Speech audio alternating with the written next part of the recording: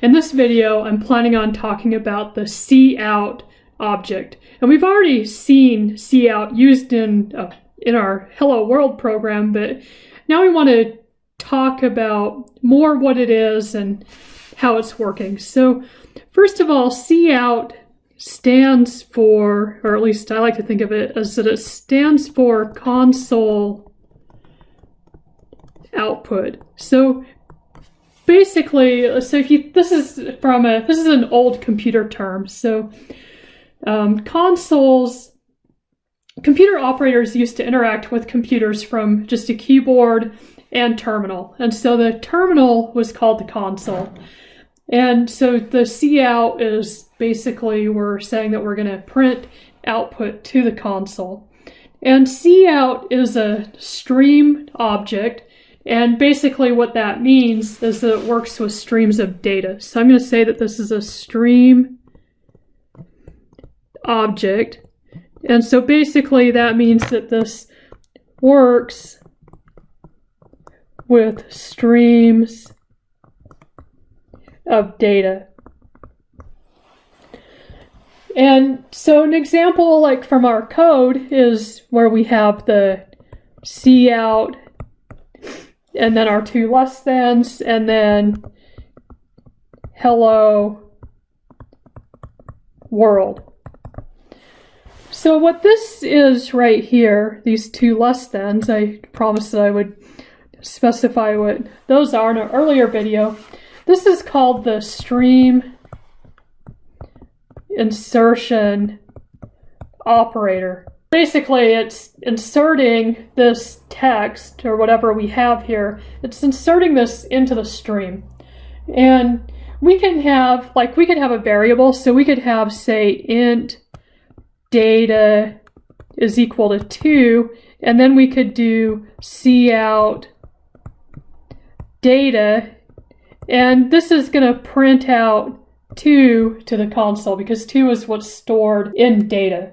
So what I want to do is go to our Hello World program and we'll just add some stuff to it to kind of demonstrate how cout is working. All right, so I'm in the example program. So this is our example Hello World program. And I'm just going to add in this this variable. So let's just do int. This is the one that I wrote on the page. So this is declaring an integer, and I'm gonna have an entire video on integer data types. So don't worry too much about that right now. We're gonna get to it, but just know that what I'm doing right now is I'm declaring an integer.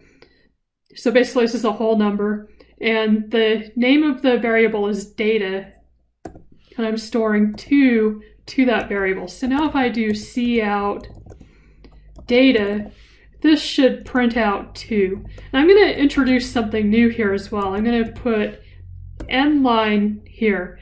And so what this end line is going to do is it's going to clear the buffer and then it's going to go to the next line. So let me go down here. Actually, I need to save this. So I'm going to compile this. So remember, just hit the up arrow and then let's run this. And so see how it prints out the hello world, and then it prints out 2. So now let's do a few others.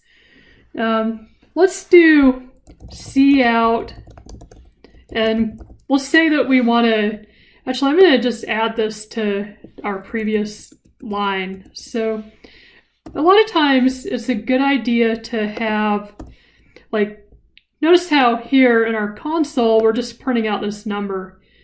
A lot of times it's good to have some text in front of any numbers that you print out, just specifying what the number is. So I'm going to just say the data is, and then this should print out the data is, and then the number 2, because that's what's stored in data. And so notice how we can chain together multiple commands. So notice how I'm chaining together these insertions. And also notice how I have a space right here. So this is going to add a space so that data is separated by a space from the data is. So let's go ahead and compile this and run it. So now I have the data is 2. And let's just try this again without the space so you can see what it does without the space. So notice how it doesn't put a space here. So still prints everything out fine, but you want to think about the user when you're doing your formatting so that the user is getting a good program experience. Now I want to point out, so notice how like here I have end line. This is making it so we're going to the next line. But notice how we have this \n here. So this \n is also going to the new line.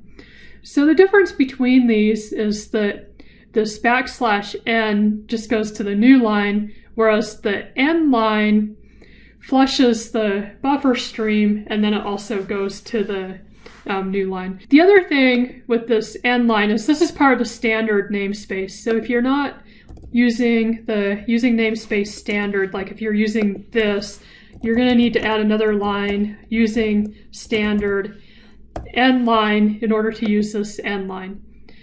Either that or you're going to have to put the standard in front of it. So one or the other. All right, so let's do a few more just to kind of see how this is working. So let's do a cout. And let's just say the following items are top sellers. And I want to go the new line. And actually, so we can actually chain things together that are on different lines. So notice how I'm not putting a semicolon here, and I'm not putting a new cout here, but I'm kind of chaining this together. So I want to do this. So first of all, you don't want to do a big long line of code. Like you don't want to type a big long line that's going off your screen. And also I want to do the formatting so this is displaying how it's going to show up to the user. So let's just do computer games. And then I want to chain another one. Let's do aspirin. And then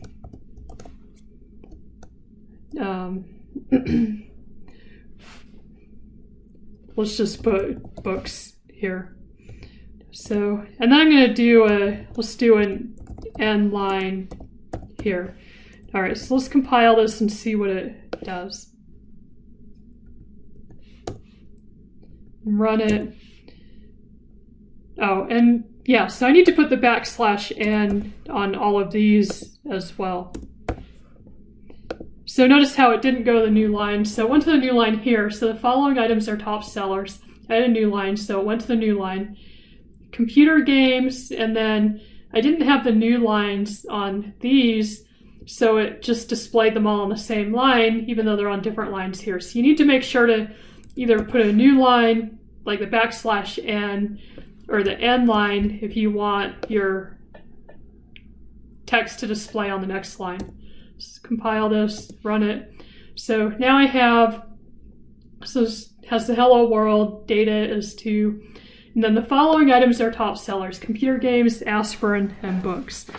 So I encourage you to kind of play around with this and just practice using cout with various things just to kind of see how it works.